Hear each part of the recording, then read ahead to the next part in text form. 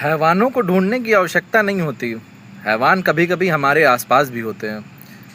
एक ऐसी ही घटना फिरोज़ाबाद में घटी जहां विराज पाठक उर्फ जितेंद्र पाठक नामक व्यक्ति ने एक 1.5 साल के बच्चे को 30 सेकंड में 8 बार ज़मीन पर पटक पटक कर मार डाला। आखिर किस लिए?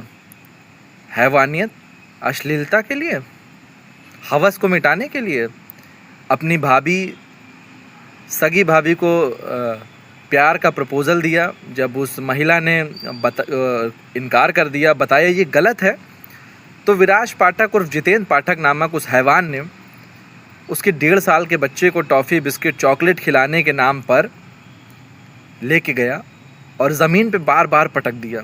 शायद उस बच्चे का 2 मिनट में या 2 बार पटकने में ही उसका दम निकल गया होगा। उसके बाद जब उसने ये देख लिया कि वो बच्चा पूरी तरह से मर गया, उसे उठा के ले गया और बता दिया कि एक्सीडेंट हो गया, और एक्सीडेंट का बहाना बता कर वहाँ से भाग गया। वो तो गलीमत है कि उसकी जो करतूत है वो सीसीटीवी कैमरे में रिकॉर्ड हो गई। रिकॉर्ड होने के बाद वो बहुत ज़्यादा वायरल हुई। वायरल होने के बाद उस आरोपी को पकड़ा गया, और उसके बाद इतनी हैवानियत करने के बाद वो शख्स उस महिला को, जिसके बच्चे को बेरहमी से पटक पटक के मार डाला, वो कह रहा था कि 20-21 लाख रुपए ले लो और इस मामले को रफा दफा कर लो। मतलब हैवानियत और नीचता का दोनों का प्रमाण फिरोज़ाबाद की उस घटना ने कर दिया और पूरी इंसानियत को शर्मसार कर दिया। आज पूरा देश उस बच्चे के साथ है, उस माँ के साथ है, और सबकी संवेदनशीलता उस बच्चे, उस माँ के साथ है।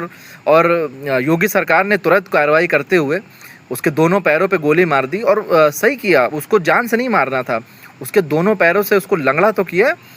और जब ट्रायल में ये मुकदमा जाए तो उसको फास्ट ट्रैक कोर्ट में रखें और फांसी किससे कम सज़ा उसमें ना हो, क्योंकि ये एक जघन्य अपराध है और ऐसे अपराध में माफ़ी की कोई भी गुंजाइश नहीं है। क्योंकि उसने पूरे होशो हवास में अपनी हवस, अपनी अश्लीलता के कारण उस बच्चे को किनारे लगाने के लिए और उसमें झूठा एक दिखाने के लिए परिदृश्य कि उसका एक्सीडेंट हो गया और एक्सीडेंट में उसकी मौत हो गई, ये दिखाता। अगर वो सीसीटीवी कैमरे ना हो तो शायद उसकी बात पे सब विश्वास भी कर लेते, लेकिन कभी कभी सीसीटीवी कैमरे बहुत बड़े बड़े खुलासे कर देते हैं। और इस घटना से हमें ये भी सीख मिलती है कि अपने बच्चों को, खासकर अपने आसपास के लोगों से ज़रूर बचाएं।